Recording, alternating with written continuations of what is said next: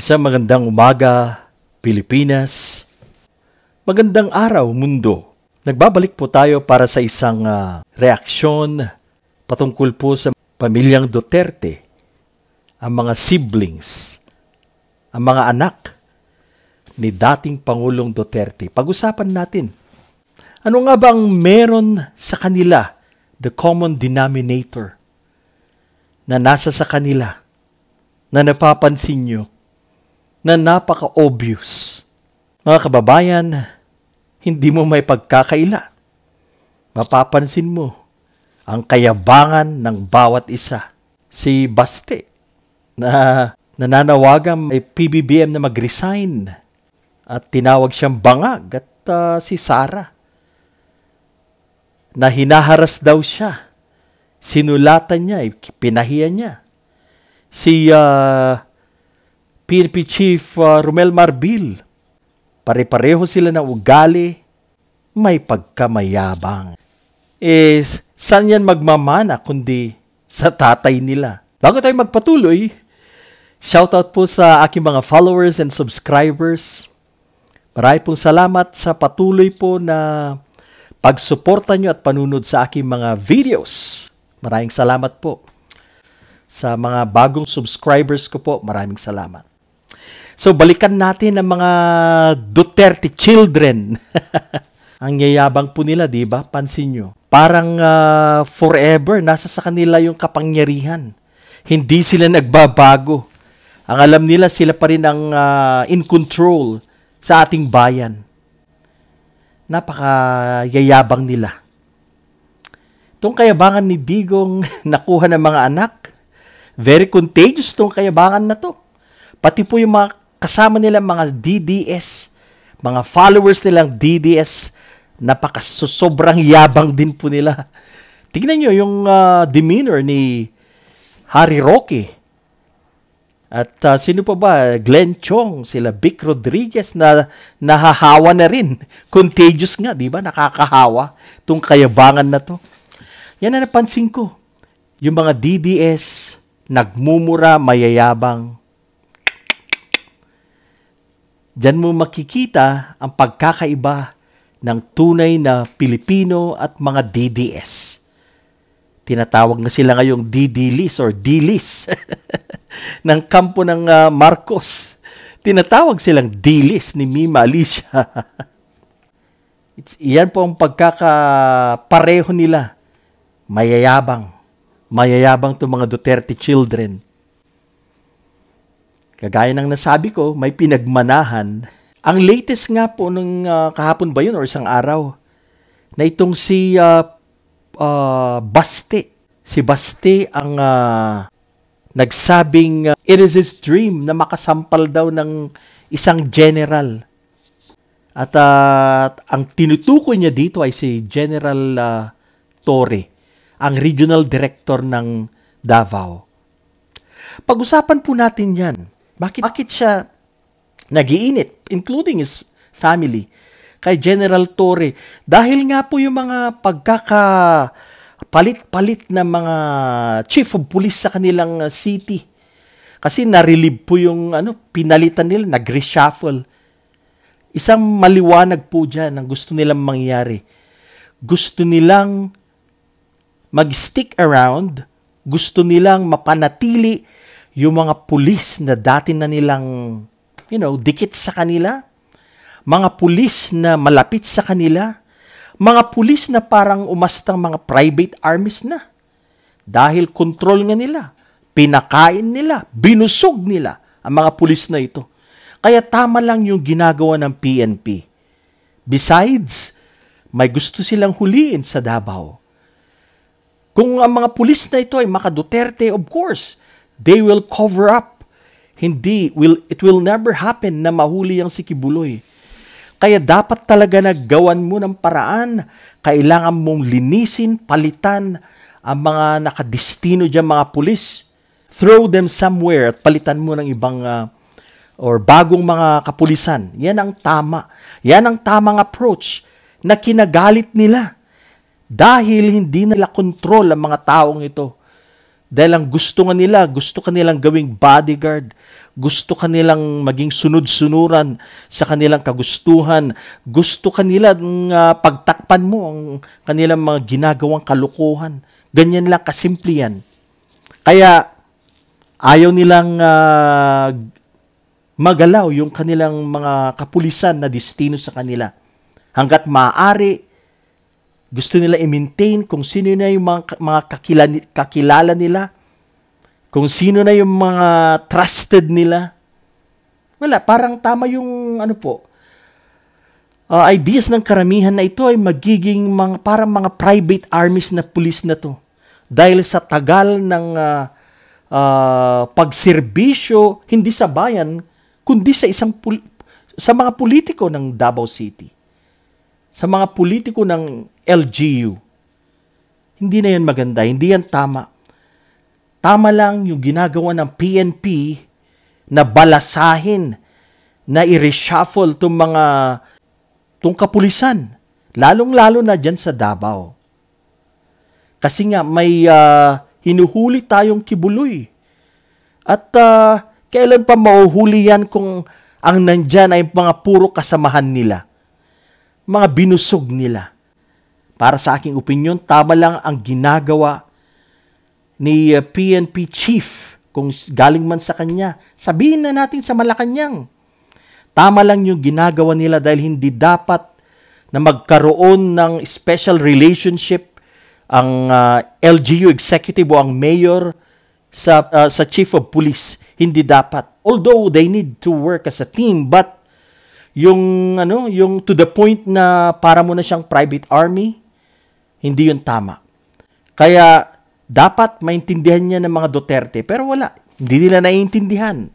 Sinasabi nilang pinag-iinitan sila, sinasabi nilang they're politically harassed, which is not true.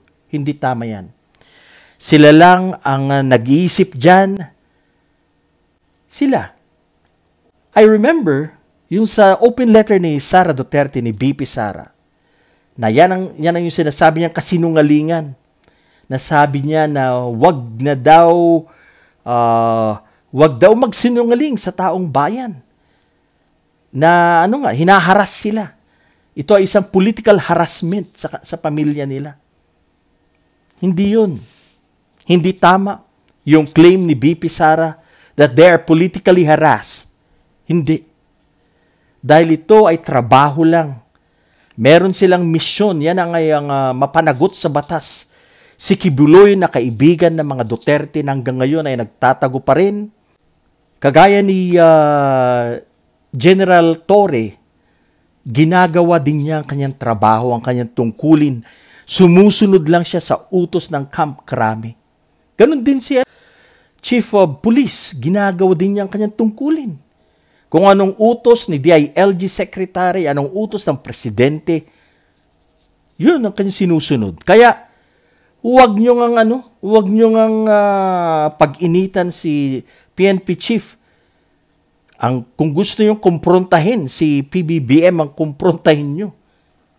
Dahil posibleng siyang nagbigay ng utos, which is tama naman. Para sa akin, tama lang yung pagpapalit, pag-reshuffle ng mga commanders dyan po sa Davao. Kasi meron tayong goal na huliin, ipaharap sa batas si Kibuloy na hanggang ngayon hindi pa rin nahuhuli. Dahil nga sa pakikipagkutsabahan ng mga local police noon dyan sa Davao City. Kaya hindi mahuli-huli. Sobrang kayabangan yung ginawa ni Baste. Parang hindi isang profesional, parang hindi isang mayor, parang mga asal kalye, mga asal nito. Profanity kung magsalita, magaling magmura, they swear, ganyan talaga ang upbringing nila sa kanilang pamilya. Of course, yan ang naririnig siguro nila sa loob ng kanilang tahanan. Kaya ganyan din ang kanilang pag-uugali at pagsasalita. Ang yayabang. Pare-pareho sila. Mayabang.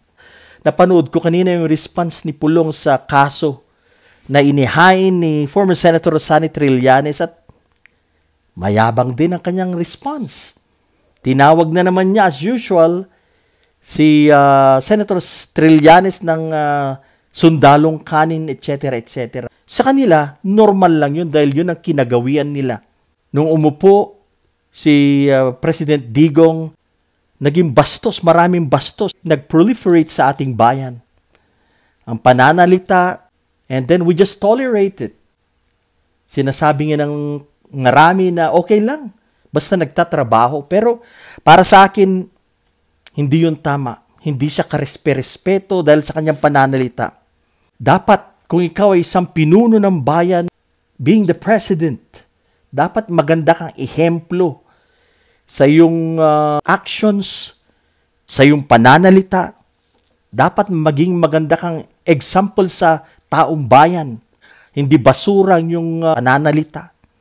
Hindi imbornal ang iyong bunganga. Pare-pareho itong mga to, magkakapatid na to. Kaya mga kababayan, nasa sa inyo. Kung yung mga ganitong klaseng tao ang ipaupo natin, na alam naman natin, nasubukan na natin, napalpak ang kanilang liderato, napakaraming mga Pilipino ang pinagpapatay dahil nga po dyan sa Peking war on drugs, korupsyon, very rampant, maraming pera po ng taong bayan ang nawala. Kaya wala akong believe sa past administration, ayaw kong makabalik sa liderato ang anyone sa kanyang pamilya. Never again sa mga Duterte. Hindi sila magandang halimbawa sa taong bayan. Ang nakakalungkot, hanggang ngayon meron pa rin mangilan-ngilan na sumusuporta pa rin sa kanilang tatay. Balikan naman natin yung kaso na inihain ni Senator Trillanes.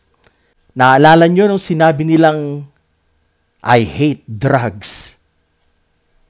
Matunog pa rin ba sa inyo yung mga kababayan ko? Yang linyang I hate drugs. Pero ang katotohanan, tingnan nyo ngayon ang son-in-law niya. Tingnan nyo ang kanyang anak. At mga malapit nilang mga kaibigan. Sangkot sila sa kasong inahain ni former Senator Trillanes sa drug smuggling. Pati yung si Faeldon na yan, sangkot din. Nakita actually natin si Faeldon sa picture. May maganda silang group picture kasama si Alice Go. So mga kababayan, tignan nyo po yung mga taong wanted ngayon. All of them ay mga tao, mga galamay ni Digong. Tebes, Kibuloy, Bantag, Alice Go, yung mga yan. Konektado lahat yan kay Duterte. Tanong, sila ba ang mga klase ng pinuno? Para sa akin, hindi tama. Hindi tama na ang isang Duterte na naman ang mag-lead sa ating bayan.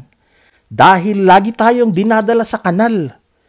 Kagaya po ng past administration, imbis na dalhin tayo sa magandang kinabukasan, tayo'y dumiretso sa kangkungan at sa kanal.